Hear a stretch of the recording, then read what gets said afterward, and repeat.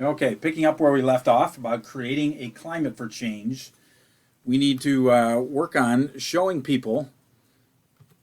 Let's try that again. There we go. Show the people how the change will benefit them. It's really important that they understand where this is moving and how it's going to be beneficial to them. Another thing that can be of great help in the process of change is giving people ownership of that change. The more that people are part of that change, the more that we will be receptive to it. I've been a part of far too many change things that have happened that nobody asked the folks who were directly affected by that change. And so we need to be able to make sure that we're doing our due process of getting the input from people who that change will affect the most. There's a good clip here from Lord of the Rings that I'm going to show here. I thought about putting that aside, but I'll show it right in this one. There's actually an added scene in here that didn't make the original cut from the original film. So enjoy the extra information or content from this. It is a gift to the foes of Mordor. Why not use this ring? Long has my father, the steward of Gondor, kept the forces of Mordor at bay. By the blood of our people are your lands kept safe. Give Gondor the weapon of the enemy. Let us use it against him. You cannot wield it. None of us can.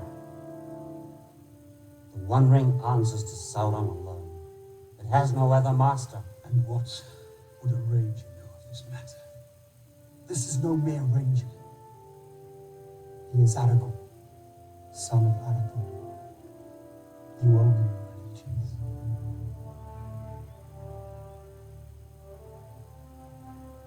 Aragorn. This is Isildur's heir.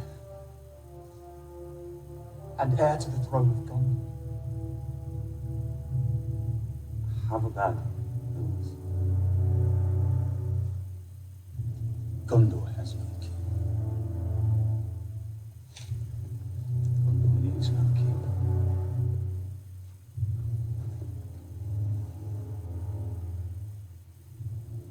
Aragorn is right. We cannot use it. You have only one choice. The ring must be destroyed.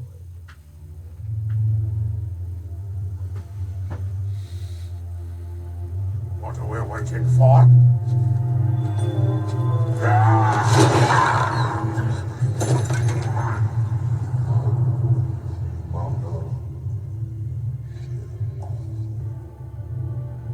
The ring cannot be destroyed, Gimli, son of Gloin, by any craft that we here possess.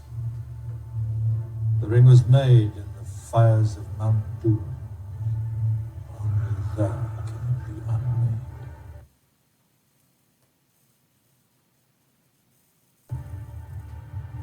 It must be taken deep into Mordor and cast back into the fiery chasm from whence it came.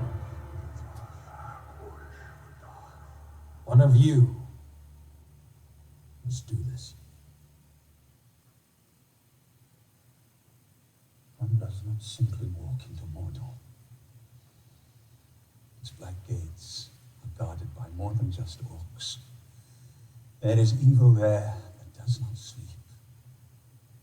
The great eye is ever watchful. It is a barren wasteland, riddled with fire, ash, and dust. The very air you breathe is a poisonous fume. Not with 10,000 men could you do this. It is folly. Have you heard nothing Lord Elrond has said? The ring must be destroyed. I suppose you think you're the one to do it. And if we fail, what then? What happens when Sauron takes back what... Carry the face of us all, little one. If this is indeed the will of the council, Gondor will see it done. Mr. Frodo's not going anywhere without me.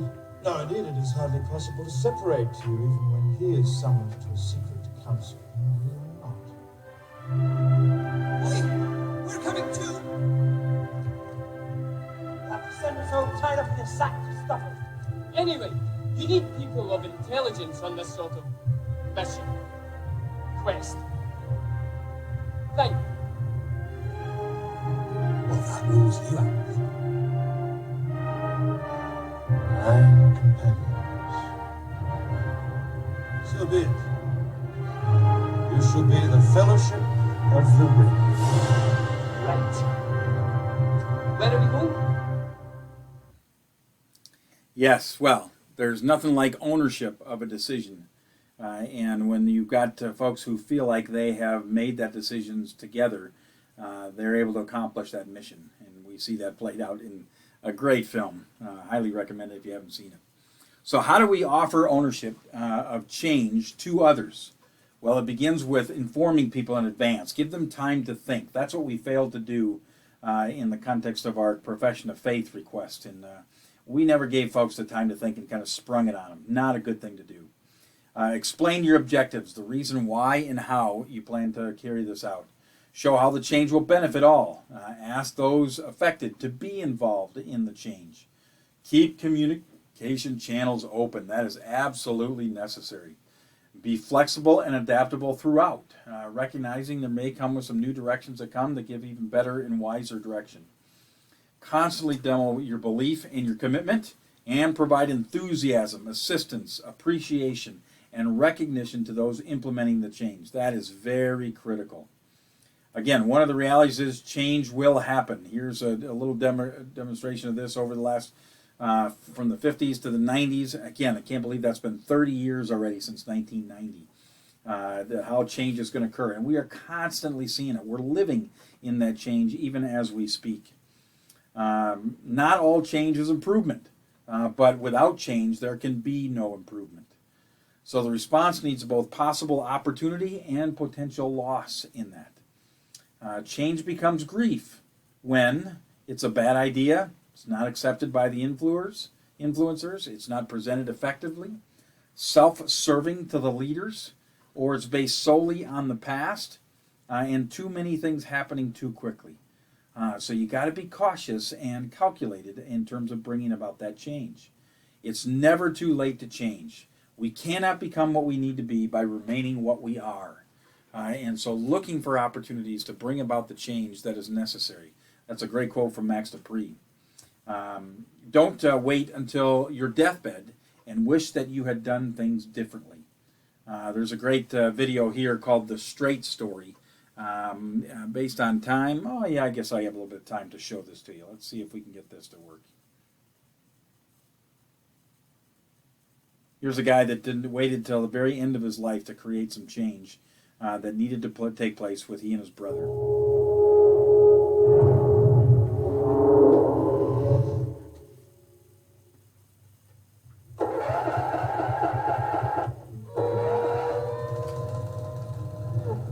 This morning you fall and you can't get off the floor. That's your hips, Alvin. You're going to have to use a walker now to get around. No walker. I love a lightning storm. Me too, Dad. Uncle, I had a stroke. Rose, darling, I'm going to go back on the road. And I've got to make this trip on my own.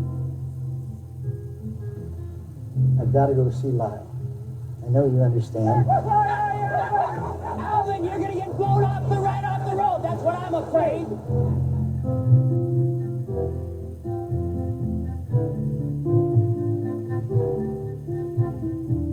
Mount Zion, Wisconsin. Why didn't you just take your car? I don't have a driver's license. That's 60 more miles than you. It's across the Mississippi. I'm having a little engine trouble. You know, I'd be happy to drive you the rest of the way to Mount Zion. I still want to finish this the way I started. And this trip is a hard swallow for my pride. I just hope I'm not too late. You've got two brothers that haven't spoken in 10 years. I want to make peace. I want to sit with him, look up at the stars, like we used to do so long ago. Brother's a brother.